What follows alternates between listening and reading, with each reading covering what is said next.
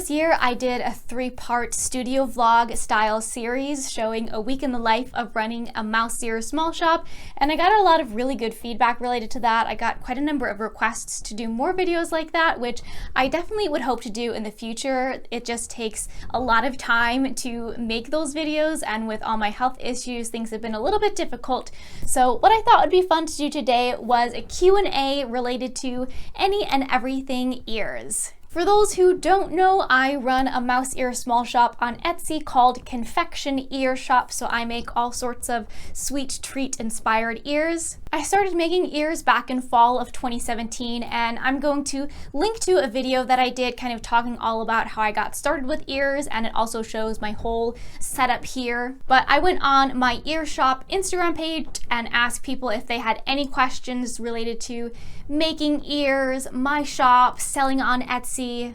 So I'm going to try to get to as many questions as possible in this video, but if you have another question, feel free to leave it in the comments below, and if it's within the first few days of this video being uploaded, I'll definitely be able to respond to it there. I'm going to start off with what were some of the most commonly asked questions, and the first ones are, what are your favorite ears to make and what are your least favorite ears to make? My favorite ears to make typically always changes based on whatever is the newest design I've come out with. So currently that is these waffle ears. I came out with just a breakfast design and then a dessert design. Typically it's whatever is my newest design is my favorite, because that's something that I'm so excited by whenever I get the inspiration to do something new. That's when things are kind of most fun. That also means things are fresh with making them. There are some ears like beignets and churros that I've made a lot of pairs of where it's not necessarily like fresh and exciting to make them. So that's why typically whatever is my newest design or creation, that's typically my favorite pair of ears. And then my least favorite pair of ears to make, I would have to say are donut ears, but only because I don't really like sewing them. They're just kind of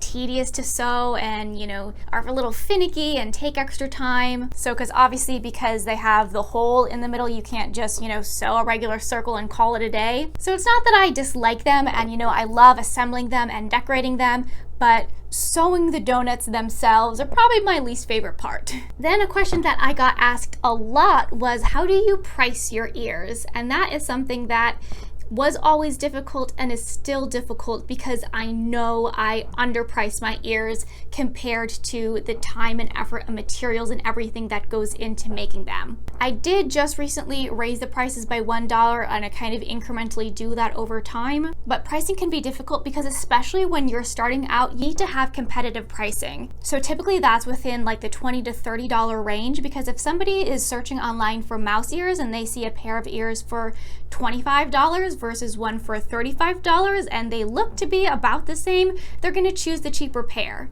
So in terms of pricing, and especially when you're starting off, you kind of need to see what other similar things are priced at, because you have to be competitive.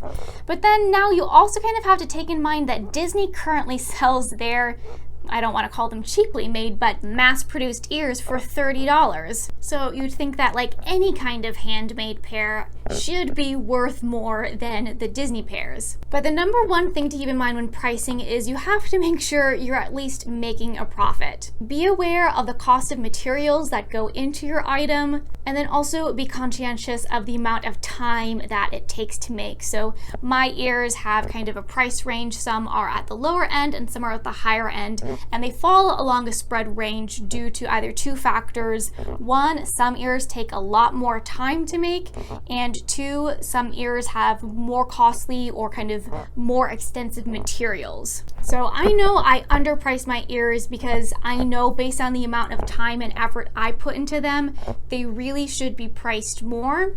Just using these donuts as an example, I hand sew the ears onto the headbands so that they're kind of as high quality and professional as possible. Most all shops just kind of glue ears onto the headband, and you'll often see ears have like trim at the base here, and that's because they need to hide the seam in the glue. So by making them like this, I have a much more professional, high quality look. But that means it's way more of my active time going into the ears. I also cover all the headbands myself. Some people will just buy in bulk pre-covered headbands. But because making ears is still kind of like a hobby and a fun thing for me, I guess I'm not as concerned about really getting as much profit as I can, but you do also have to keep in mind all of the hidden costs that come in, because you have to have a shipping box for each pair of ears and bubble wrap and labels and packing tape, and then there's also all the time it'll take you to package up the orders. So yeah, pricing is difficult, and if I was running this, as a business, as my primary income, I would have to definitely increase the prices of my ears, but I do try and keep them as affordable as possible while still making sure I do actually make some profit for my time. Next question is, what ears take the shortest amount of time to make?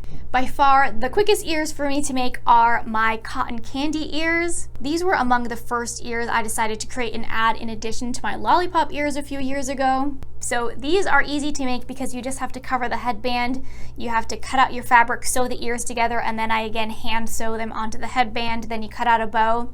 So these don't have any extra decorations or anything on them. So many other pairs of my ears involve fabric paint and typically multiple layers of that, so there's time to apply and time to dry. Then often there's other sprinkles or decorations to add. So that kind of segues into the next question, which is, how long does it take to make a pair of ears? And that's something that I don't really know, but I probably should, which also kind of what goes back to like how much you should price the ears at, because it should be related to the amount of hours you put in.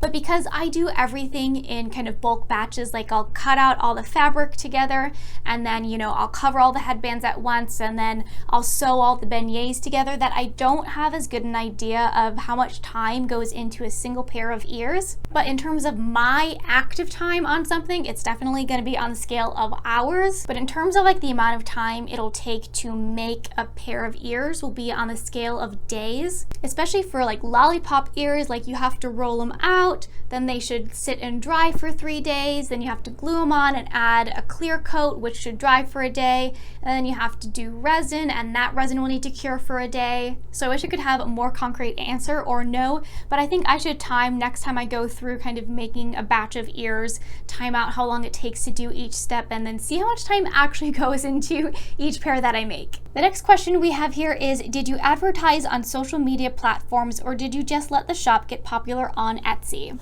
For quite a while, I did not make an Instagram for my shop, which typically, if you have a small shop, you have an Instagram, because that is one of the best ways to be able to promote your business and have other people find it and learn about your product. So I initially didn't create an Instagram and kind of didn't promote it too much online, because I was already kind of satisfied with, the number of orders that I would get in. I'm busy with my PhD, and I just kind of wasn't sure if I really wanted to grow it to be more. But once I kind of wanted to add more and more designs to my lineup, then I'm like, yeah, I think I do kind of want to promote it and build my shop up to be a little bit something more. So initially I was getting all of my traffic straight through Etsy. So you can definitely get traffic directly from Etsy and people just searching for ears on there. But if you really want to, have a shop and promote it, Instagram is kind of the best way to do that. And then I also, of course, have my YouTube channel here. So, in the past, I'll talk about my ear shop. So it's kind of been a combination through deciding to, kind of like actively use Instagram and show the new ears there.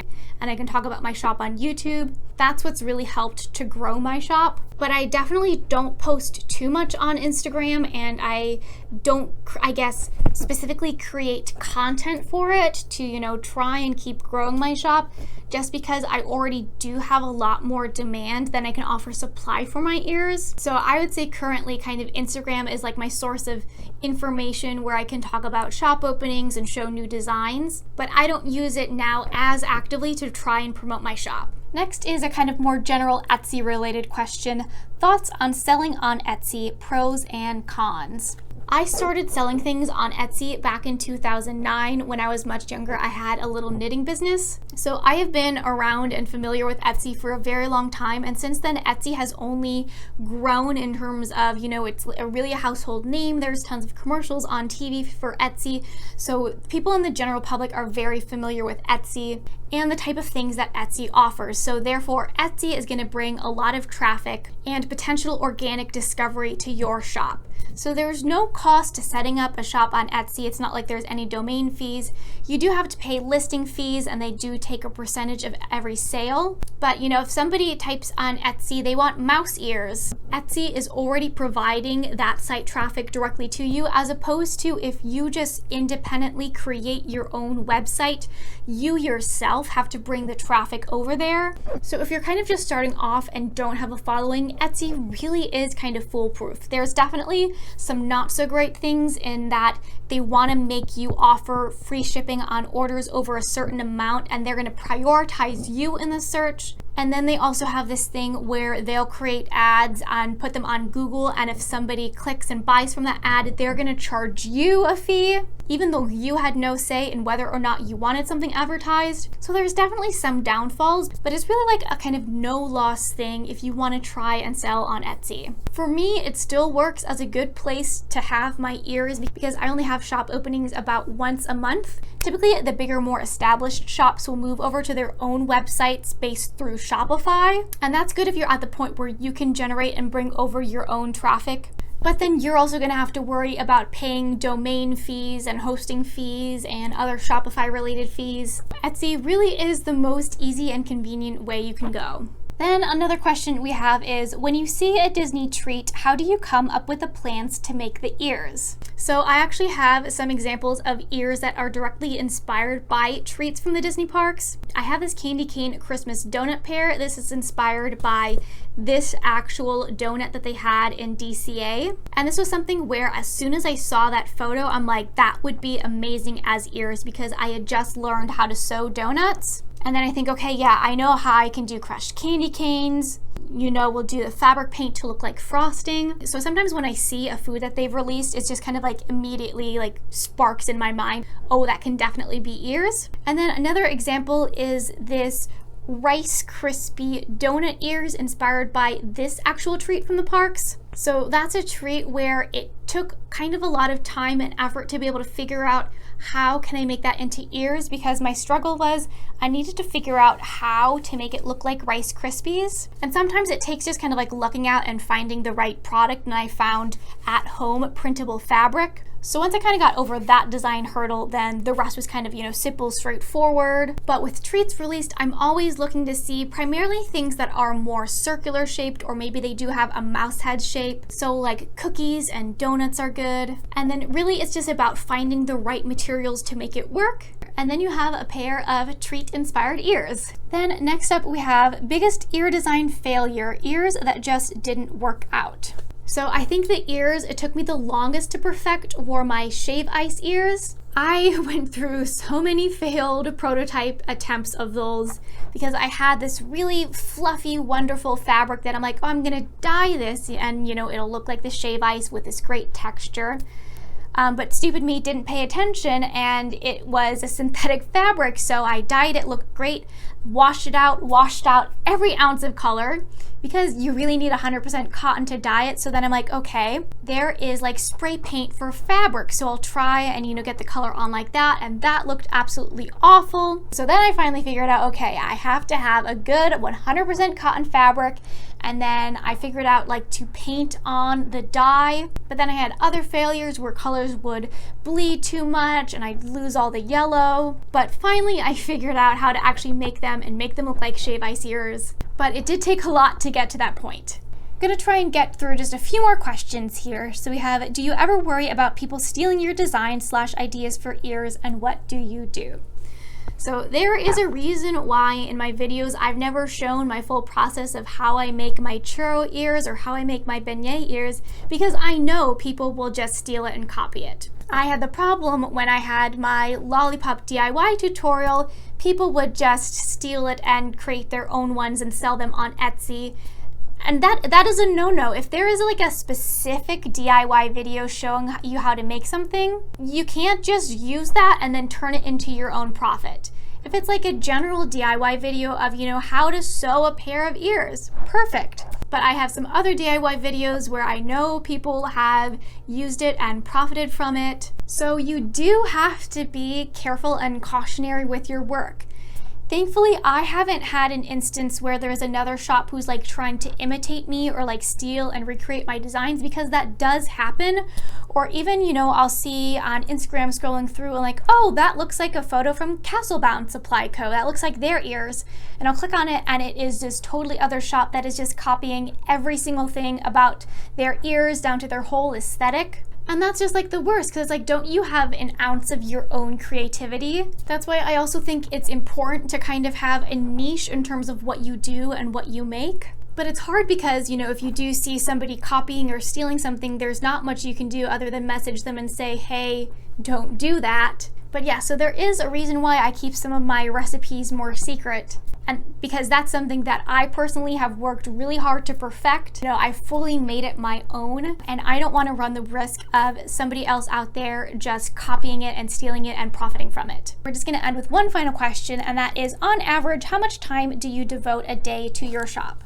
I'm currently entering my 6th and final year of my PhD. So I'm a full-time student. Back in the spring, I was a TA teaching assistant, but I don't have to do any TAing this coming fall. I just get to focus on my own research. But regardless of that, your PhD is your full-time job. So during weekdays, I would typically work on ears maybe 2 hours a night. There are some days where I'm just so tired and exhausted that like I just can't work on ears at all.